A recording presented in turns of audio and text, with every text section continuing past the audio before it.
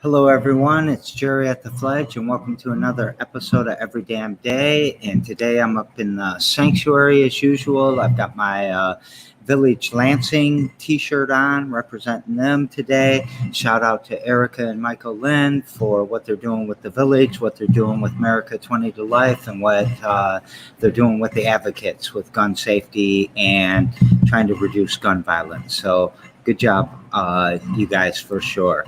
And I also want to give a shout out to Women Helping Women, period, because Lizney, sorry, I messed that up from time to time, helped me get the guest today. And I'm very, very excited to meet our guest, our new friend, Kristi. How you doing today, Kristi?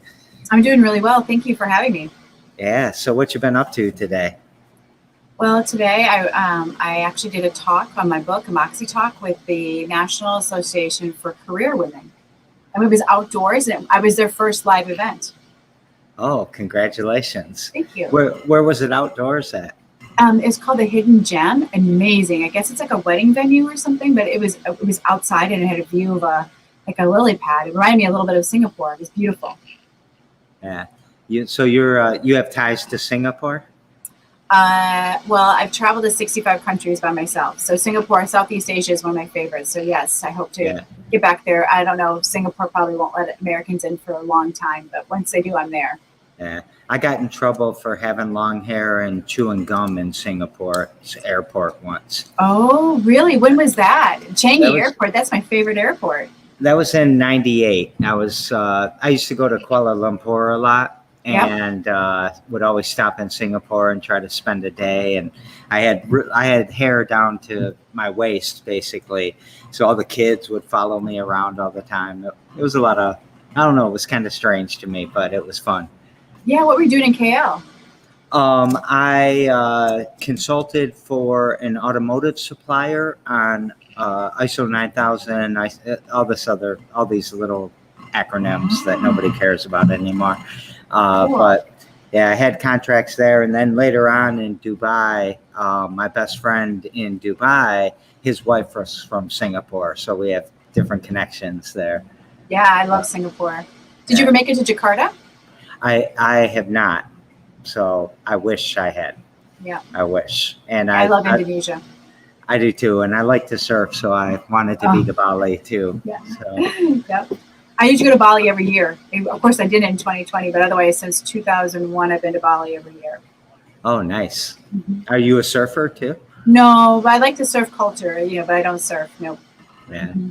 So let's jump into you a little bit. Where were you born and raised? Where'd you go to school and all that? Well, I was born in Fayetteville, North Carolina. My dad was in the Army, but I really grew up, my hometown is really Dubuque, Iowa. So that's where I was.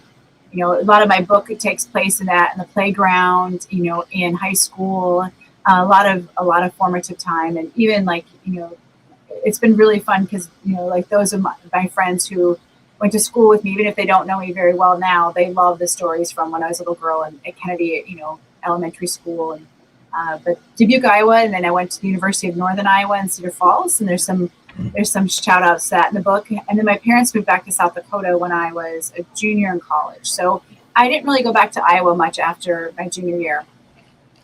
So you and I recruited me for wrestling. Oh, really? So hard. So many connections. They picked me up at the airport in a little plane and flew me out there, and I got to go to the banquet. But I wrestled in that dome. Yeah, the Unidome. Several times. So I like Iowa for the most part. I mean, people think it's kind of hicky and corny and all this stuff, but there's some really hot spots around the college towns and some really cool things happening within their communities. So where did you end up wrestling if you didn't wrestle at UNI? Actually, there's a chapter about the UNI wrestlers, chapter 2. Oh my goodness, it's about the UNI wrestlers. That's funny. That is super funny. It's like so where did you end up wrestling? University of Michigan. Okay. So yeah, because you probably know UNI has a good wrestling team. Oh yeah, yep. They were just building when they were recruiting me, so they weren't as good as like they are today. Yep. But they were building up the program pretty strong. So. Oh, that's so funny. Chapter 2, and I have a book here for you too. So chapter 2 is about the wrestlers. All right. This was in 1984, by the way, so it might Okay, I have was been wondering. before your time. I don't know. Yeah, I was there 1988 to 1991. I graduated a little bit early, so. Yeah. Mhm. So what'd you study? Education. I'm double major, early childhood, elementary education. From And Iowa, University of Iowa. after that, did you you went on to teaching? You already Yep, I told moved to me, but Houston. yeah. Yep, moved to Houston because I don't like the cold. So I moved to Houston, and Texas recruits heavily. I'm from Michigan as well. I have a lot of friends from Michigan because they recruit from them, and taught inner city school for 5 years. Where actually back in 1992, I've never used the eyebrow pencil myself, but I used one on my boys for showing gang signals in my classroom. So I had boys, because in Texas the law was 10 and older, the difference between right and wrong. So gangs really used my boys as mules for drugs back in, I guess, 92 to 97 is when I worked in the inner city schools in Houston. And you said that you used what? An eyebrow pencil, because they would notch their eyebrows to show which gang they're in. And so you're not showing signals in my classroom. And so I would color in I'd color in the eyebrows of a couple of my boys every day. So what'd you do after that?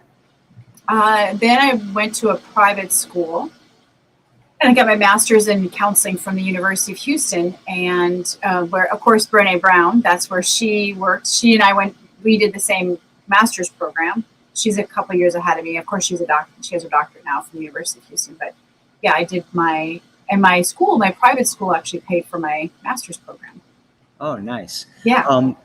So Brené Brown, so many people talk about her, Brené Brown. even on the show. Mm-hmm. Will you give a quick synopsis of who she is? I would say she's just an authentic human being. She's like a pure person. She's known for vulnerability and shame, her work on that. I think Brené Brown is, I think she represents kind of the essence of humanity. Yeah, I love some of the things she says and writes and what she represents. She's awesome. She is. So after that, what are we in 2000, somewhere in that time frame?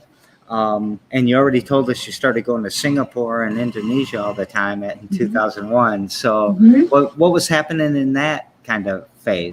I was recruited to be to work at the Jakarta Intercultural School. So I was a middle school counselor. And so I was in New York, and a friend of mine was like, you need to go here. And I was like, I like my job in New York. I was in East Hampton. I was a middle school counselor for an all-girls school, and then also faculty development specialist. So I worked with teachers to be better teachers.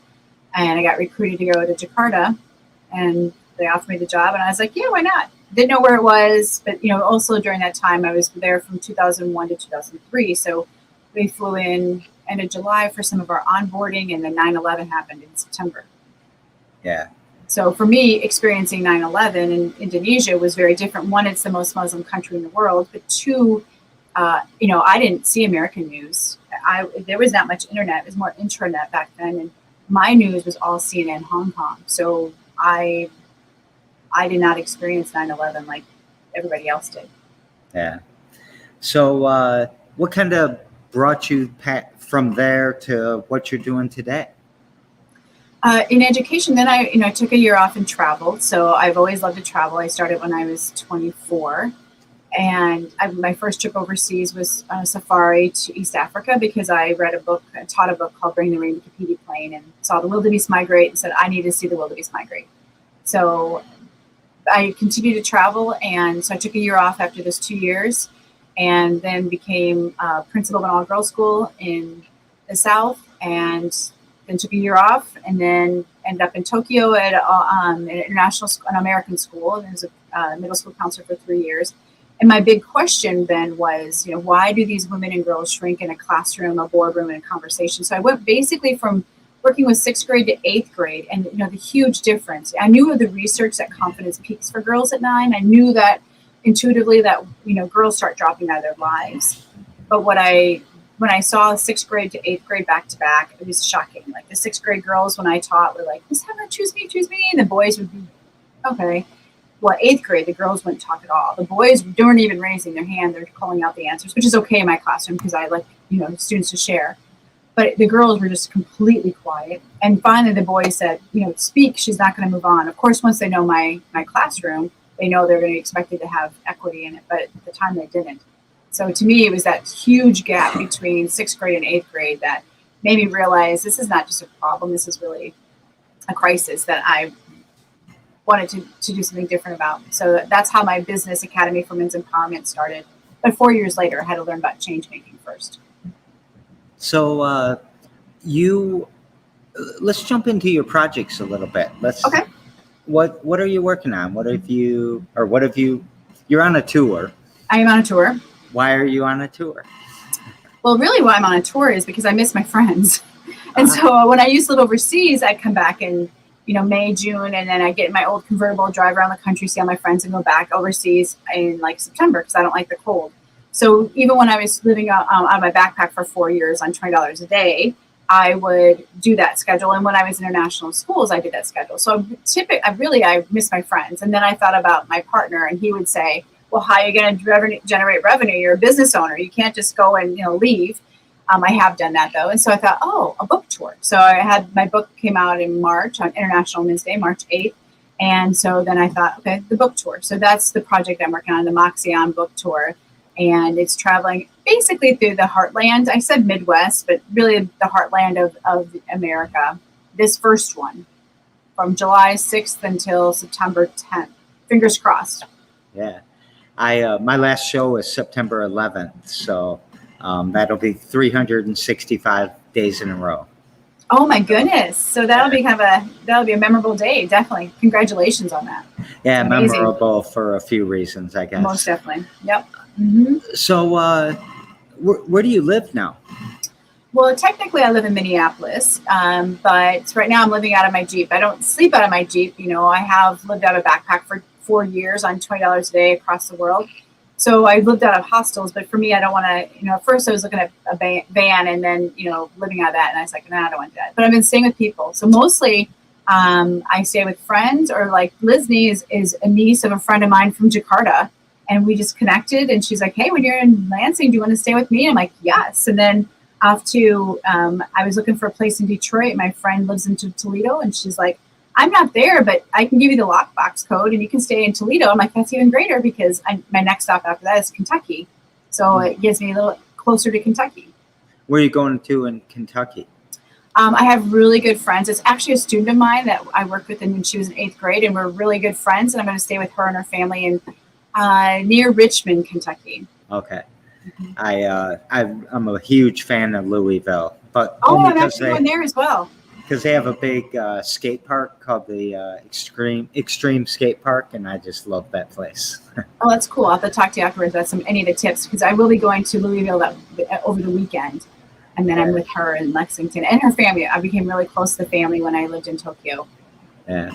So as you tell me things about, like, you're in Indonesia and the young girls and peaking at the age 9, I work with a company called Tomboy that tries to keep young girls in sports because they drop out in the same time frames there. Yep, they do. And 99% of the CEOs that are women in the Fortune 500 played high school sports. Yep, it's in my book, actually.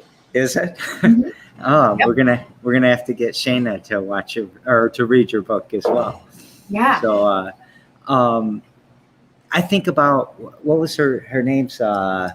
Malala. Mm-hmm. Is she like an archetype within the framework you've created here? It's so interesting that she's actually, her quote is on in the back of my book. Like Malala says, it's basically, she says, you never know who stands with you if you don't stand up first. And that's one of her newer quotes. But yeah, I wouldn't say she's an archetype, but I think she's definitely one of the influencers that I look up to, that I really look to when I, struggle, or when I'm curious, or, if you talk about moxie, about guts, I mean, who else? I don't know if we could say anybody has more moxie than Malala. Yeah, she was very inspiring. I was in the Middle East a lot when all of that was going on, and actually the skateboarders. I think about the skate girls out of Afghanistan. Yes, And what a all great the work. program. Yeah, and all the work they did. So. Well, speaking about skateboarders, did you see the Olympic team? The youngest ones, I think, are 12 that are skateboarders that are competing. Yeah. I my favorite skateboarder right now, besides my son, of course, is this 2-year-old girl on TikTok that is just amazing. 2 years old? Yeah, I can't believe what she can do. Wow. So, tell us about your book. What's the gist? I don't think it's you and I wrestlers. That chapter's gonna be a little interesting. So it's Quit Being So Good, and it's stories. And it's really fun because I have the idea in my head, and I have really great ideas, but I can't get it out. So the person who designed it is named Athena. Perfect. And it's stories of a smart, nice girl, and it's crossed off with lipstick, and then it says of an unapologetic woman. And so it's really 15 stories from the front line of being female. It is a call to be unapologetic. 3 steps, to be unapologetic. My editor said, I think it's 3 steps to overthrow patriarchy. I'm like, hey, if it overthrows patriarchy, fine, but that's not why I wrote it. I wrote it unapologetically for women and girls, but I want it to be accessible for men and boys too. And ironically, some of my best reviews have come from men who've read it. So it's, each chapter is its own story. And then I'm a coach as well. So it has some coaching questions, and I'm a teacher. So I always expect you to do something with what you learn. So there's 3 different steps. Number 1 is take up space. Number 2 is be first.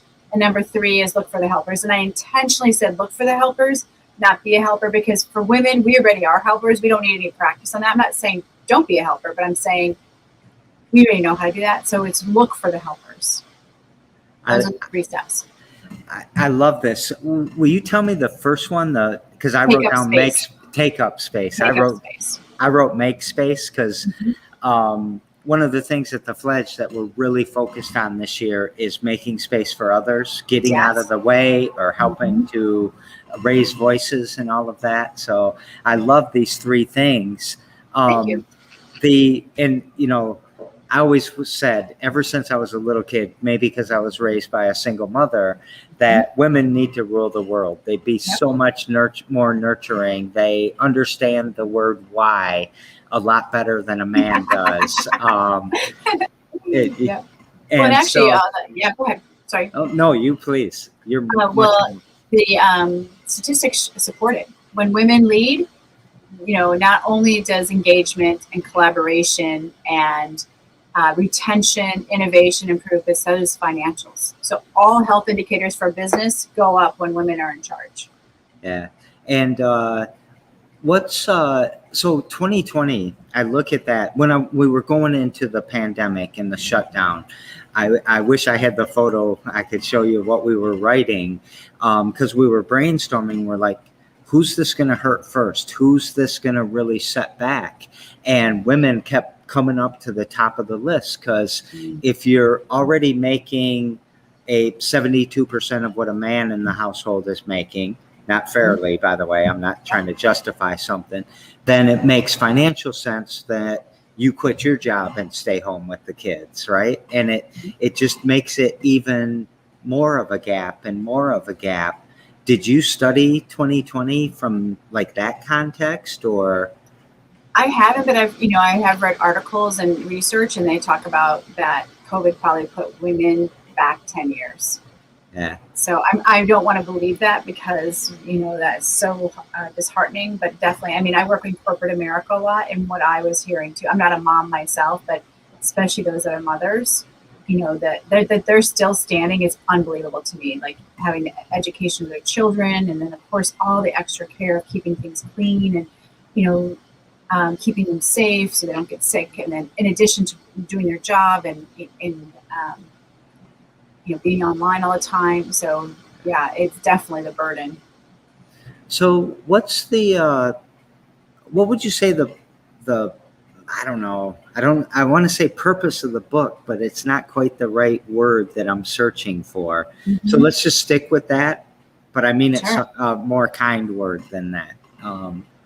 I'd say for me, I get asked a lot as a business owner, like, how are you going to, expand, and how are you going to grow? Oh, wait, how are you going to scale? And I All was right. like, scale.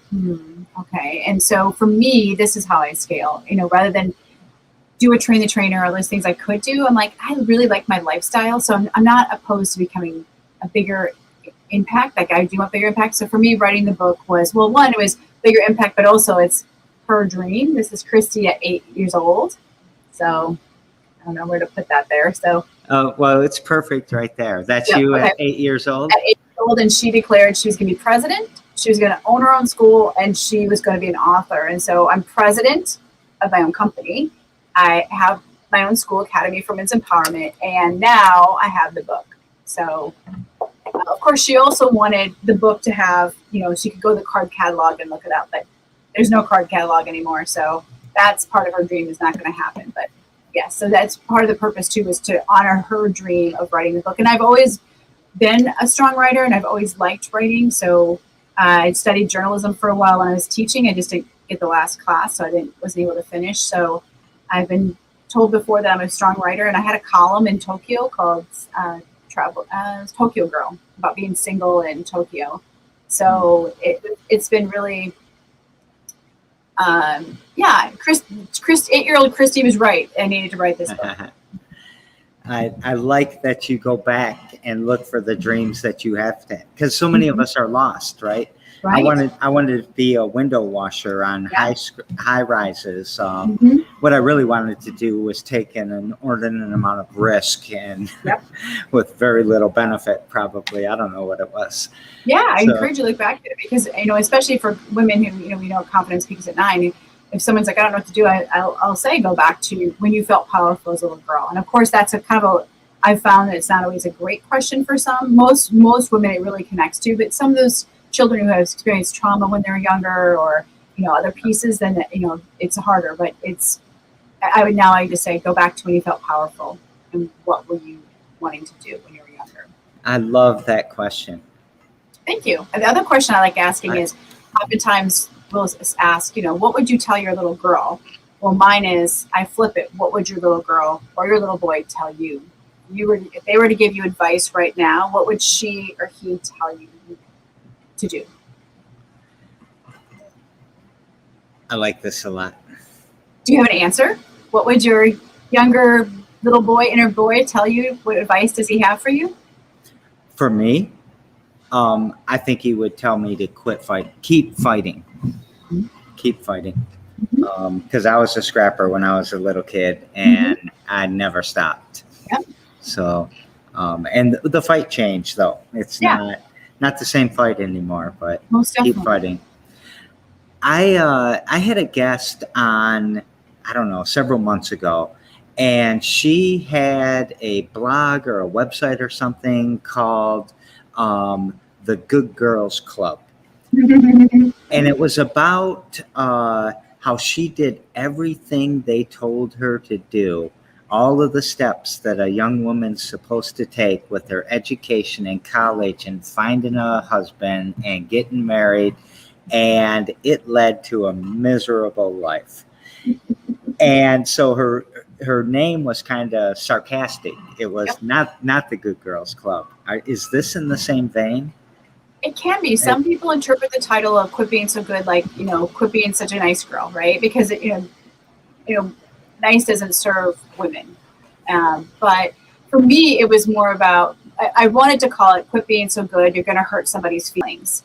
And so for me, my experience really was, well, one, always being labeled smart and nice, which those aren't horrible words, but they're not very differentiating. And I'm so much more than those two words. But really, it's about all the times that society wants you to be small, to shrink, to, kind of going back to my big question of why do women and girls shrink? So that's, for me, is about if women really were their real self, showed up unapologetically, the world would be very different. Yeah.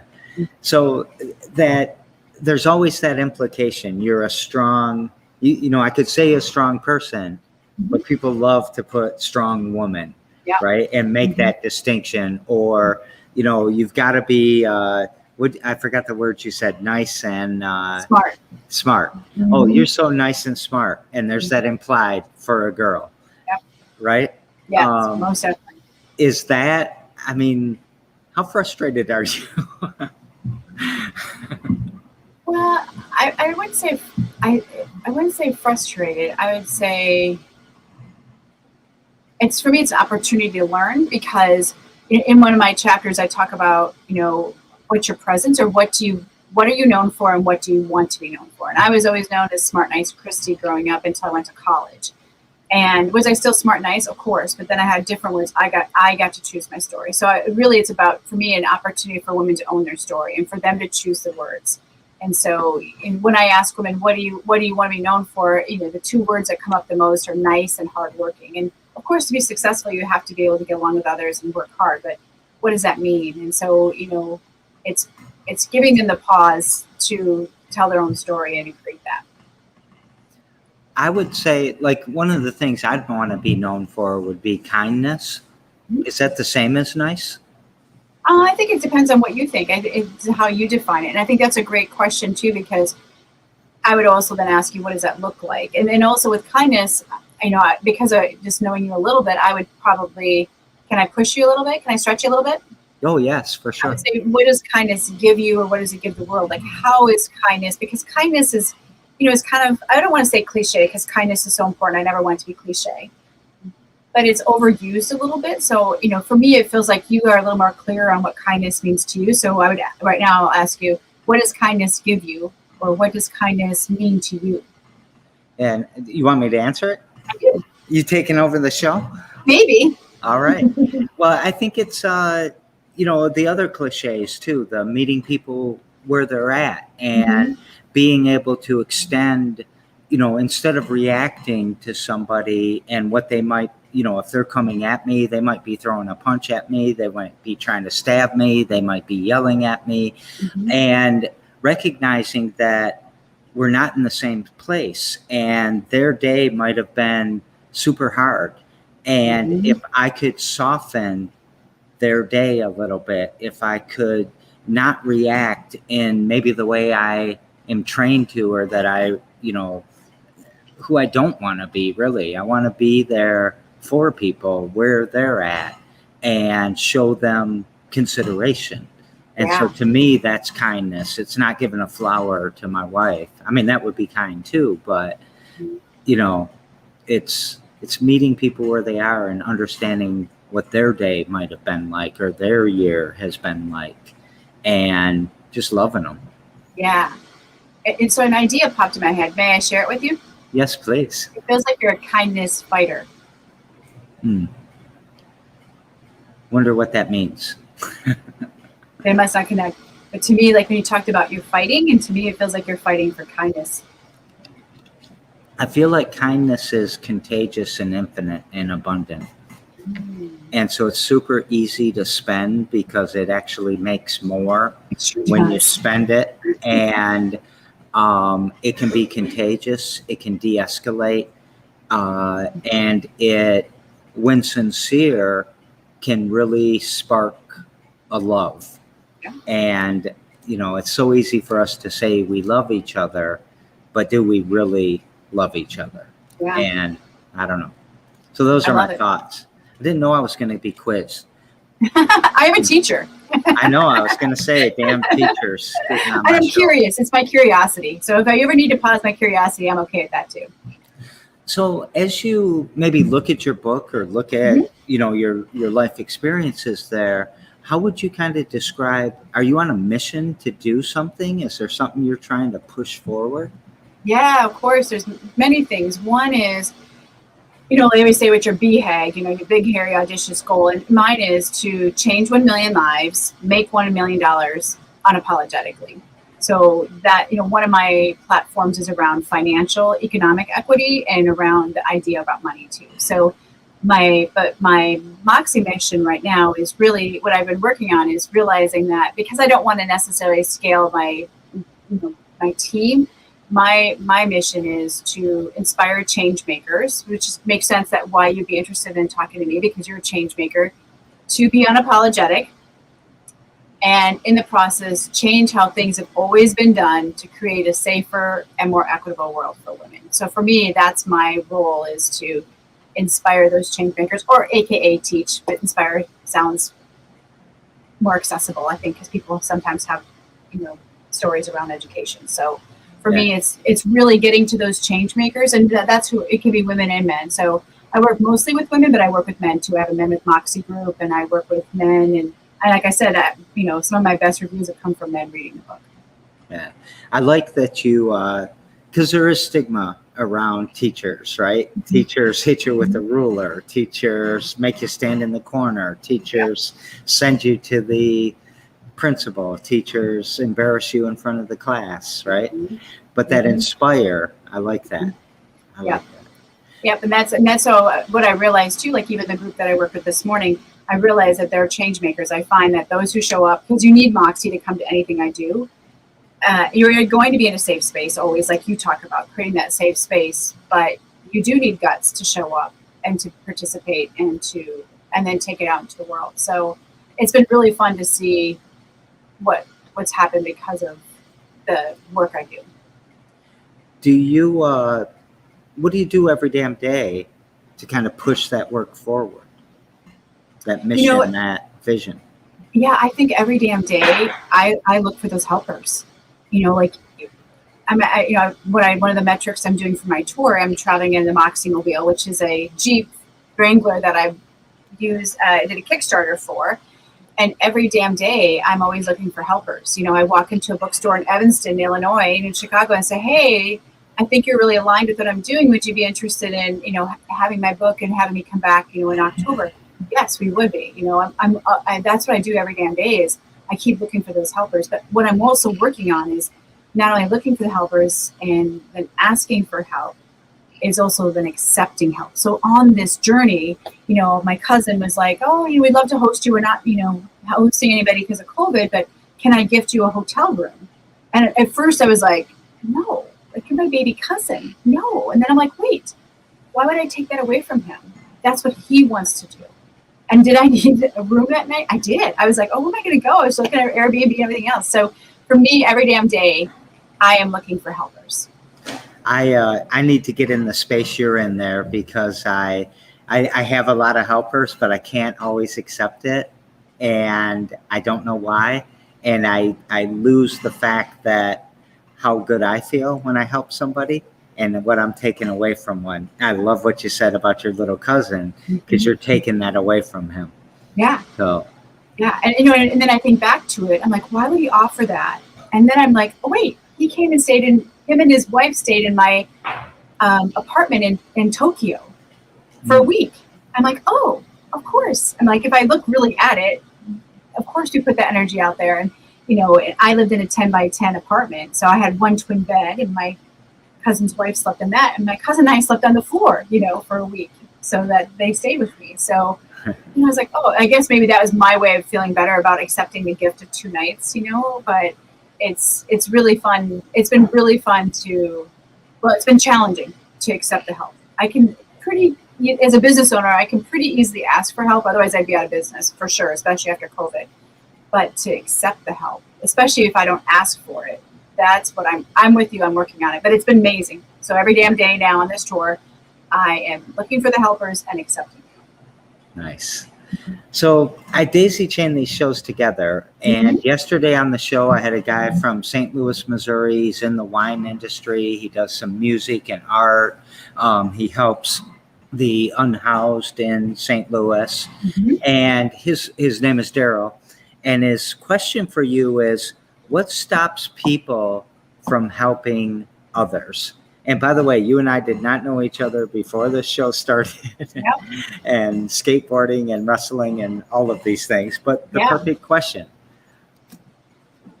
So what stops people from helping others? Yeah. I think somewhat is fear.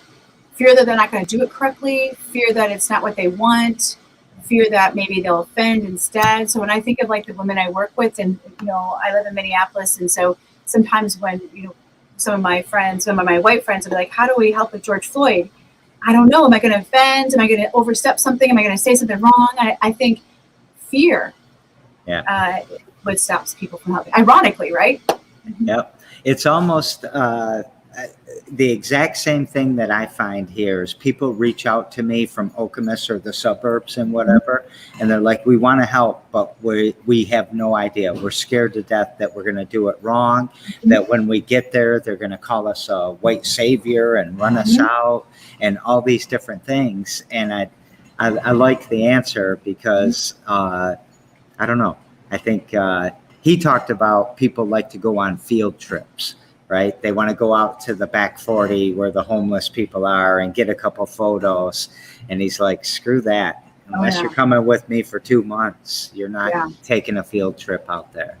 Well, and they're talking a little bit about that with the adventure volunteerism. I mean, with COVID, it's paused, but I love that groups are reconsidering. That's what I love about Habitat for Humanity.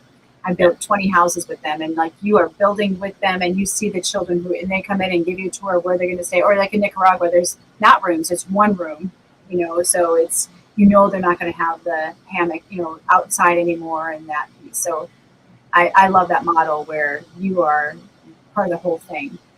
Yeah. So tomorrow on the show, I've got a young gentleman from the neighborhood. His name is Michi. And he's starting kind of a consulting marketing firm for young people of color in the neighborhood that are either doing something with music or branding, fashion, stuff like that. What question would you like to pass to Michi?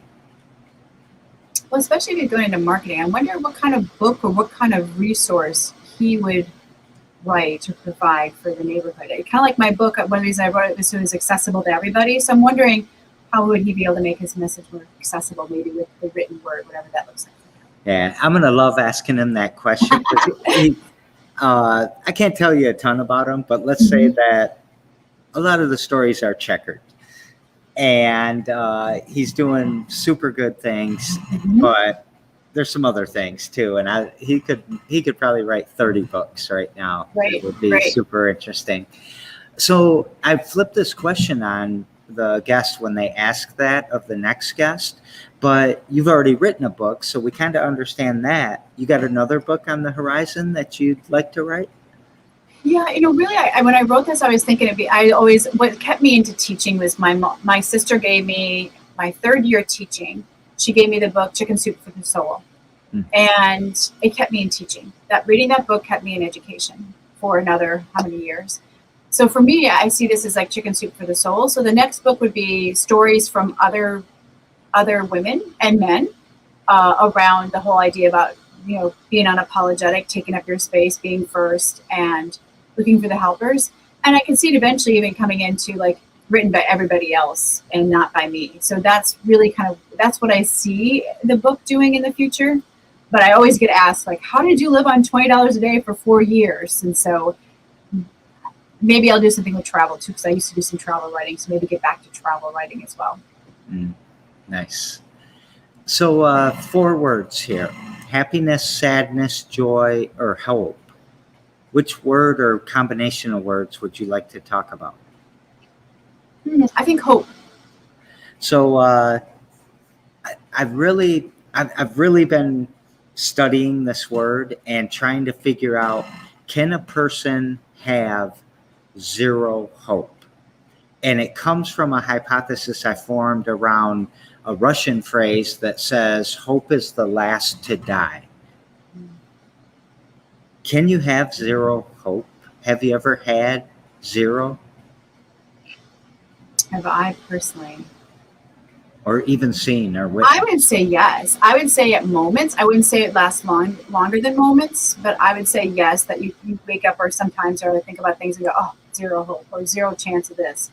But I think for me, it's a fleeting hope. But I do have a lot of people close to me who have a lot of mental illness. And when I experience life like they do, I wonder about hope for them, like what they think of hope, what it means to them. So I don't think it's a state. I don't think it stays long, but I do think that a zero hope can exist. I think in your mind, I don't think it exists like in reality, because the potential of people is so high, but again, like your perception is your reality. So that's what I'd say.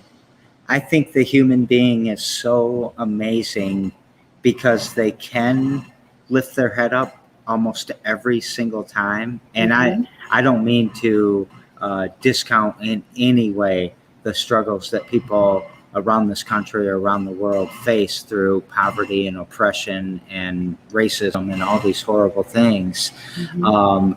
But I don't know, I always feel like we find it somewhere, and it amazes me. But then I think maybe all animals do, you know. uh, any thoughts around that? Yeah, I mean, I think we have the propensity for hope, but I think that there are times when it doesn't feel like there's hope. So, and I think definitely the human nature, with how we're wired, definitely is wired for hope. Yeah, we're Otherwise, seeing. why would we keep going if we look at some of the things that are happening in the world, So, Yeah. Well, nationwide, we're seeing gun violence increases, so a lot more murders with gun violence. We're seeing that in Lansing for sure. We're seeing Minneapolis it too. a huge increase in opioid overdoses in 2020, which was to be expected with the lack of connection. And then we're also seeing the increase of severe depression leading to suicide Mhm. right now. So, hope seems to be not in its waxing and going towards its full state, but more of a waning, and people are losing it left and right. So, Yeah. what gives you hope? Meeting with people and hearing the impact of the book. Because someone said to me, "Aren't you so excited your book is done?" And I'm like, not really. I mean, of course I'm, proud and, but it's like, it creates a lot more work. And who was it? Who was I talking to the other day? Oh, my cousin, the same cousin. He said to me, he's like, well, we were talking about going to a conference or a workshop. And he said, yeah, when you walk away, you always come with more work. And I'm like, oh yeah. So for me, it does make sense when I write a book, I'm going to have more work to do. When I do, create a program, I'm going to have more work to do. So for me, though, what the like is hope is the impact, the comments, the connections that the book is creating. When I walk into a space and hear or get an email or a Facebook message about how that, there's one woman in particular that every time she emails me, I'll say, so how did you use the book? Because her quote was, my book is always within reach. I use it every day. And I was like, part of me was kind of like, oh, really? Really? Okay. So I asked her, whenever time we would back and forth email, whenever that is, every time she'll pull out something from one of the chapters in the book. So to me, that's the hope that a book can make that impact. Which, of course, I don't know why I didn't think it would, because so many books impacted my life. So we forgot to talk about some things. Yeah. Like, one, how can somebody buy this book? Oh, yes. Well, of course, it's on Amazon, but the best way, the moxiest way, is to go to kristihemmer.com. So my name at the bottom, no space.com. You can buy it directly from there. That's the best, that's the moxiest place to buy it, because as a small business, that's where the artist gets, oh, no E though, Kristi. I spelled it wrong I'll fix that in a second, but Okay. I want to fix it in a second.